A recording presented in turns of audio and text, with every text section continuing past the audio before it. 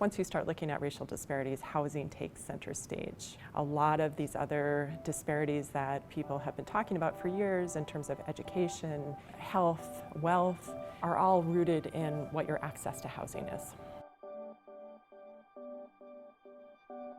Welcome to Undertold Verbatim.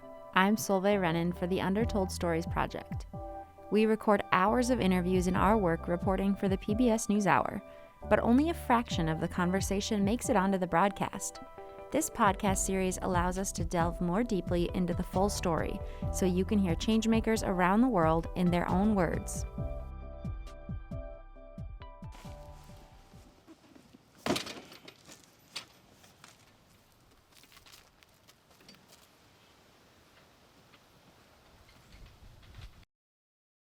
So you guys have been on quite a journey. What does it feel like right about now? It feels great to finally become homeowners. It's a blessing. Buying a home is a rite of passage, a life-changing step. But in the Twin Cities especially, this crucial key to accumulating and passing down wealth is much harder to come by if you're Black. I guess since this was our first time, we were just a little bit nervous that, we wouldn't close. But just by the grace of God, we ended up closing and everything worked out for us. Tim and Melva Luckett are a young African-American couple who recently became Minneapolis homeowners. Just 25% of Black residents of Minneapolis and St. Paul own their homes. That's far below the national average, especially considering the Twin Cities are widely regarded as one of the country's most affordable metros. As far as white residents here, though, 75% are homeowners. In the summer of 2021, the Lucketts sat on their new front porch with their daughter, Milani. Living and renting your whole life, why wouldn't you want to own a property? They told our correspondent Fred DeSam Lazaro about their homeowning journey to the modest North Minneapolis duplex they now own, living in one unit with plans to rent out the other. After having Milani, we wanted to be able to, have her be able to play outside, have a yard, be able to take her out in the backyard, play out inside in the front, and have a home for her. Someone can pass down to her, and generation after generation after generation. She wants to be on that yard right now. Yes, she does. She wants to get down and play. So you see this as a means of building a savings and happily ever building after. wealth, basically. Yeah. Building wealth. For sure, building wealth, just with the equity that can go into your home. These are things that we just, if we didn't go to the church that we went to, we wouldn't have known about why it's important to have a home. It wasn't like we were, not saying that our parents didn't have homes, but it wasn't like we were taught to why it was important to actually own a home. The importance of it, just having your family, the memories, and that's another thing, just the memories of your home on top of the money and the equity that you put into your house and what you can get out of it. I feel like we just wasn't taught it, and we really wanted it once we found out how important it is. So it's part of actually building family in sort of a spiritual sense in some way. Exactly. It helps. Yeah. Did you grow up in rental housing, both of you, or each of you? I did not. My parents owned their home pretty much until I went off to college. So. Okay. I grew up in renting until I was probably in about, I think, 6th or 7th grade, one of those. And then when I graduated, my mom she sold her house and she moved. So, It wasn't my whole life, but I know we stayed in houses and stuff my entire life that I can think of. I didn't know that she owned until probably I was in high school and realized what it was. Yeah. So when you finally managed to close on this house, was it the dream home, or did you have to make compromises? Compromises for sure. It was a big compromise, big sacrifice, because of the value of these houses now and how much the prices are jacked up. It's just I feel like if we didn't get a duplex, something that we could build wealth in and invest in, I feel like it wouldn't have been no ceiling for us to go if we would have just jumped right into a big home. It's like, where do you go from that? I wanted to grow into a house and just keep growing as my family grows, instead of going and get this big house and pay all this money that it's not even worth just to say we got a big house. Like, no. So we definitely sacrificed to come here. The Lucketts are a success story, but they're the exception, not the rule. Lilricka Barber and her son, Malik, are ready to transition from renting to homeowning. Of course, me and my son, he's almost a teenager, so he needs his own space. A nice backyard, a basement where I can have an office as well as workspace, as well as my son can have a space to just be a boy instead of being cooped up in his room all day like he is here. A backyard because I love having family get-togethers. I love hosting and cooking for my family, so having a nice sized backyard, because my son wants a dog as well, so that's a seller for me. Lilricka has struggled through abuse, addiction, and homelessness, and worked for years to build credit and get her finances in order. I'm in the 700s, I can say. When I first started repairing my credit, maybe 5 years ago, I was like in the 500s, and that's horrible. That's not even on the chart, to be honest with you. So I'm in the low 700s, and I'm really proud of myself. The way that we accumulate wealth in America is largely through our homes. Fred spoke to Minnesota Housing Commissioner Jennifer Ho about housing inequalities and policy in the state, plus the challenges Black renters in particular face as they try to become homeowners. I mean, Black, Indigenous households of color have paid more than 30% of their income. They've been cost burdened, as we say, in what they pay for rent for a long time. And as we see wages stagnate and housing prices continue to go up, the amount of your income that's required just to pay your rent, is increasingly a burden for folks. Combine that with the fact that both the pandemic and the economic impacts of the pandemic have hurt Black and Latinx households significantly. It's not a surprise that Black renters are disproportionately behind. We're seeing that in terms of who's applying for our Rent Help MN program. We're also seeing that Black homeowners are more likely to be in forbearance, be behind in their mortgage payments. So, I think before COVID, we saw kind of discrimination in terms of who was hurt most in the housing market as it existed pre-COVID. We saw COVID itself discriminate. We saw the economic impacts of COVID discriminate. And so it really is just really put into a clear frame that we have to have targeted interventions to help Black homeowners, Black renters, others who are hurting because of the pandemic. And we've got federal resources to do that work. By that token, is your job as a Minnesota agency that much more difficult because you were starting out with a problem that was more pronounced in Minnesota, that is to say the gap between white and non-white home ownership and just stable housing? Is your job that much harder now, given all of the circumstances and the aggravation, the complication of COVID? I guess what I would say is that what we've learned at Minnesota Housing prior to COVID is that when we intentionally set out to increase our lending to first-time home buyers of color, and we changed what we do, how we do it, and who we do it with, we saw a remarkable change in our outcomes. We have more than doubled the percentage of our first-time home buyers that use our mortgage products who are Black, Indigenous, and household of color. Because our production's also gone up, that also means we've tripled the actual number that we saw last year in terms of our mortgage products.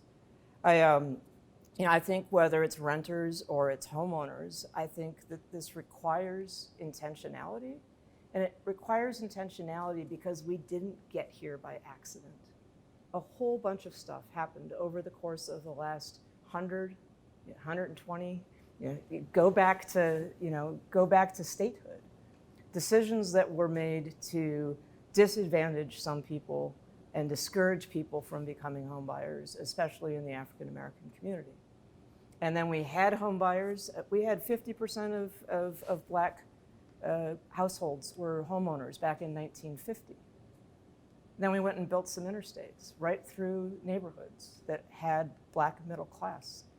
And so these are policies that were, whether they were kind of explicitly done or not, but they were intentionally done. And it really decimated home ownership in the black community here.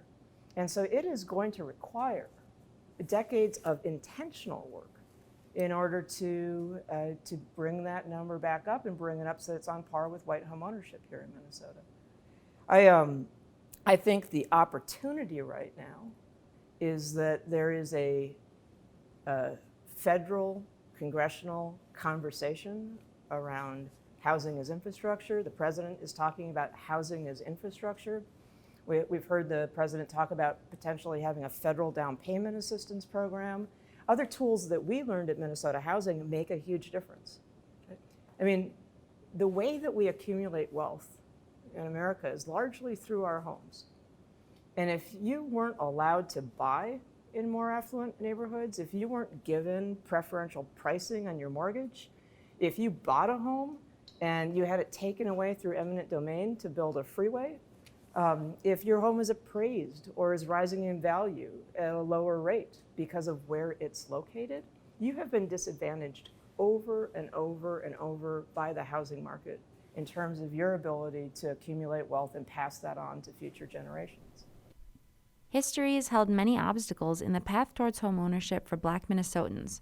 One of the most concrete barriers were racial covenants.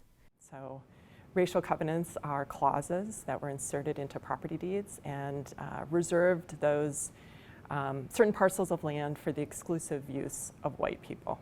And there were thousands and thousands of them used in the Twin Cities alone. They were used in every community across the country. And they really laid the foundation for the segregated communities that we are living in today in the United States. Fred spoke to Kirsten Delegard, who leads the University of Minnesota's Mapping Prejudice Project, which is working to document and map out discrimination in housing. So as a historian, I was interested in answering the question of how did the Twin Cities develop some of the largest racial disparities in the country. I would say until last year, the Twin Cities really enjoyed this reputation as a very progressive community.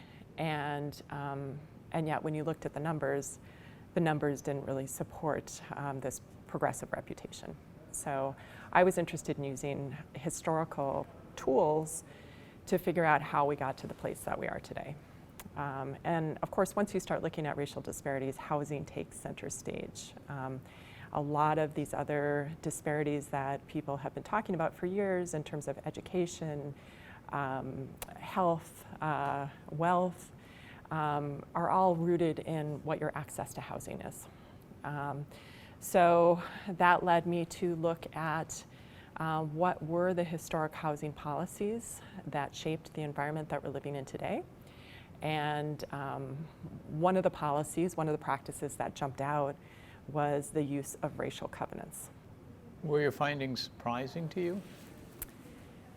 Up until the time that we started doing this very granular mapping of racial covenants, scholars had not been able to answer some certain very basic questions about racial covenants, like how many were there, how much land did they cover, who did they target, what was the language of these deeds. So we were surprised in some communities, in some neighborhoods where we were told that there would be racial covenants. They didn't appear. We were surprised to see who they targeted. We had heard about racial covenants a lot in the Jewish community. They were, very few of them actually specifically mentioned Jews, but 100% of these racial covenants were aimed at Black people. So that was, I mean, that last part is not surprising, but we were surprised at how relentless the campaign was against Black land tenure, against Black homeownership through these documents. Was there a time when this actually started or really took off in recent history? Yeah. Give us a sense of when that this started to happen? So the first racial covenant in the United States that's been uncovered was actually in the 1840s on the East Coast, but they were relatively rare until the late 19th century, early 20th century. The first racial covenant that we found here was put into place in 1910. And that's where you really see racial covenants take off across the country in an organized way.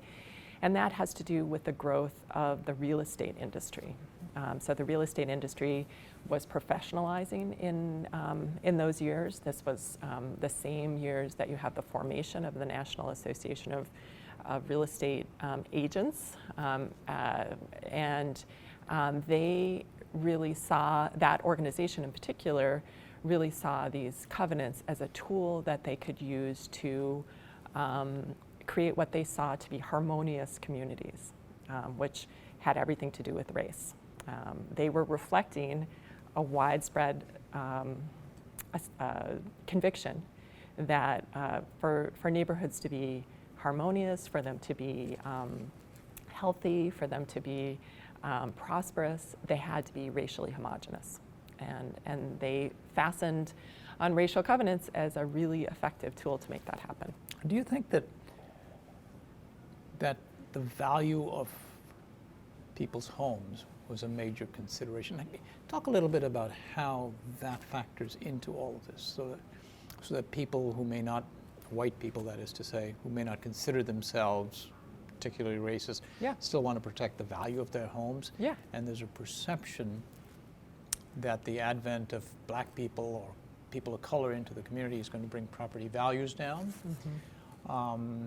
That's a concern widespread. Mm-hmm. Does it become a self-fulfilling kind of prophecy at the end of the day? Yeah, that is a great question because, of course, you have a lot of, if you look at the historical record in particular, you have a lot of, I'm not racist, but, you know. And it's important to recognize that the main way that American families build wealth, build financial security for their families, and pass that wealth on to the next generation is through home ownership. And so it feels like a very high stakes decision for a lot of families. A lot of families are going to do a lot of things to make sure that they can acquire a home that they feel like will gain value over time. And so yes, that was one of the, and if you're told all the time that the influx, that's the language that was used, the influx of a person who was not white into your neighborhood would bring down your property value. That became, that was a real source of anxiety for individual people who maybe did not see themselves as racist.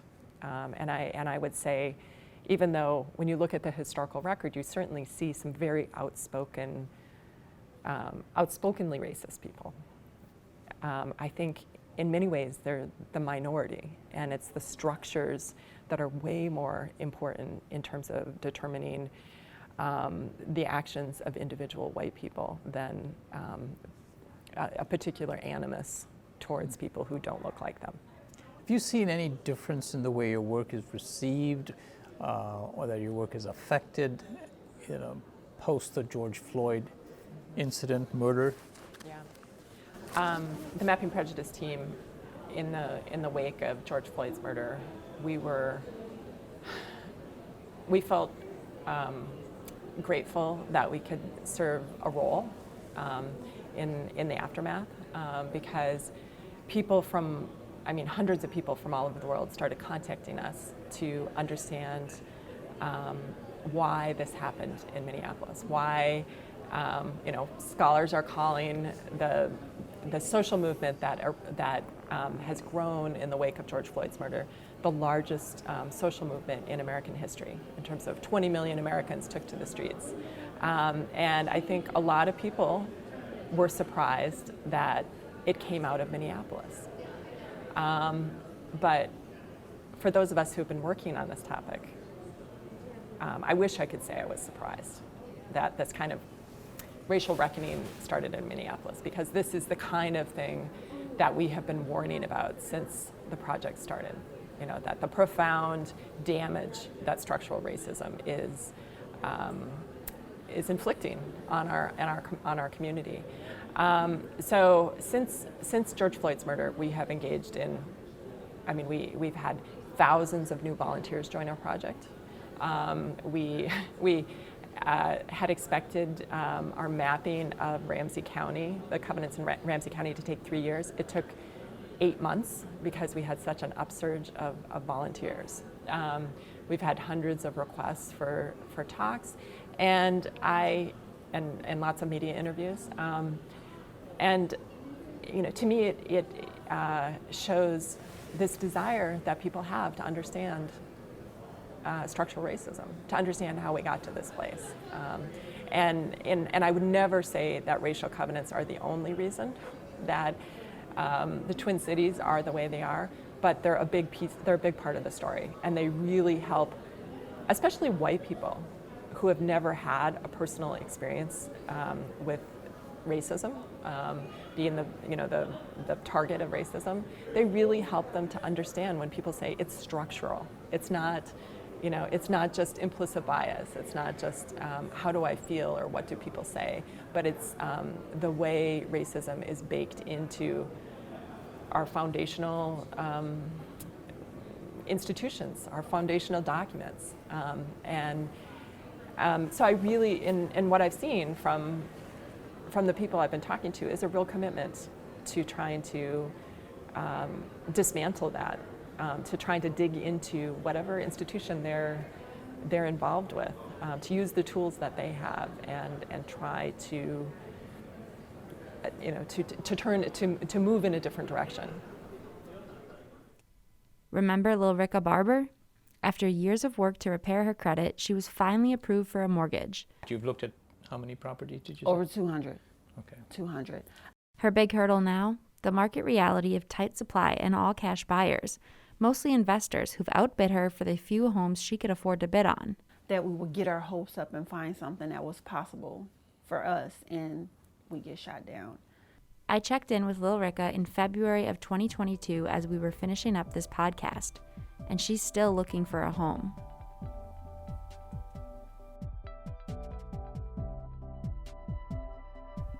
Our interviews were originally featured in our story called The Racial Gap in Homeownership, which aired on PBS NewsHour on August 13, 2021.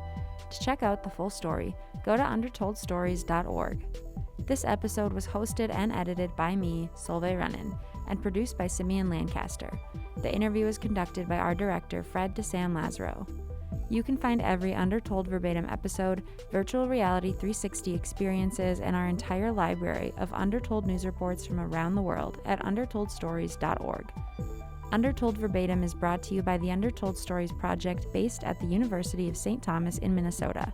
As always, thanks for your support.